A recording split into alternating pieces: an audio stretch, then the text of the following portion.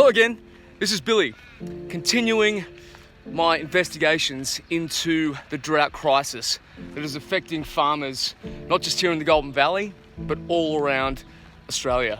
Today I'm on Stephen Black's farm. Now you might recall Stephen as the Oshie Farmer.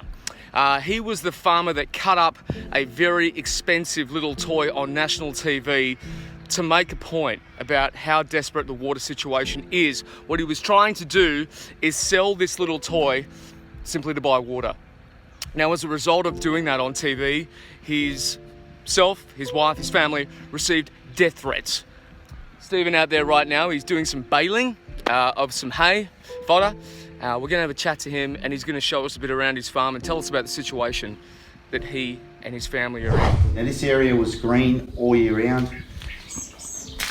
Very rarely did it ever dry off because simply the water was associated with farms. This is actually the dairy that my father and my uncle had, and where I grew up. It was not shut down in our time. It was sold because the passing of my father and the family that purchased it, they shut it down for the reason that everybody else is shut down because of the water and the milk price. So it breaks my heart when you think about what went on in here and the great childhood I had, and it's no longer for anybody else that had a young family to do the same thing. How can you let this happen? How can you let these people with knowledge in the industry just disappear? And when you let an industry go in this direction, it doesn't turn around overnight. I'm talking with Maryanne Slattery. Now, if you don't know who Maryanne Slattery is, you may have seen Q&A talking about the Murray Darling Basin Plan. And she's the director of the MBDA for 10 years. And she has come out vocally about what is going wrong with it. And she's agreed to have a talk with me about it. I guess the first thing I would ask Maryanne, while we're here in Canberra at your offices, we've got a big protest today, the convoy to can the plan. And I wanted to firstly ask you, what has gone so wrong with it? Oh gee, that's a big question. Unfortunately, what's happened, it has become a structural adjustment by stealth under the banner of a Commonwealth environmental legislation. And it's actually just seeing a massive shift of water and wealth and power from basically family farms to big agri corporates, an increase in irrigation footprint, huge changes to the hydrology of the basin, and that impacts downstream users, downstream communities, Aboriginal people, and the environment. And all of that is done under the banner of a supposedly Commonwealth environmental reform. Can it be turned around? I mean, can this be worked in a way that irrigators, farmers with their allocations get their water? Can any of that happen, or is it just too late? It can't happen if we keep having these really partisan and predictable conversations about what's gone wrong.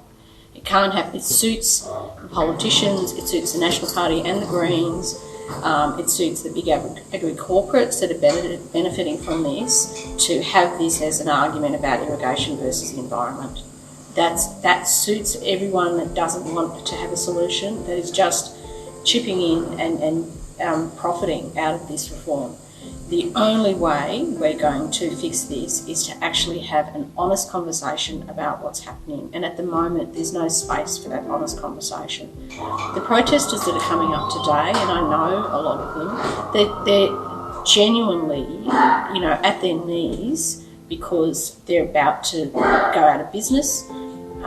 Their, fourth and fifth generation farms are finished.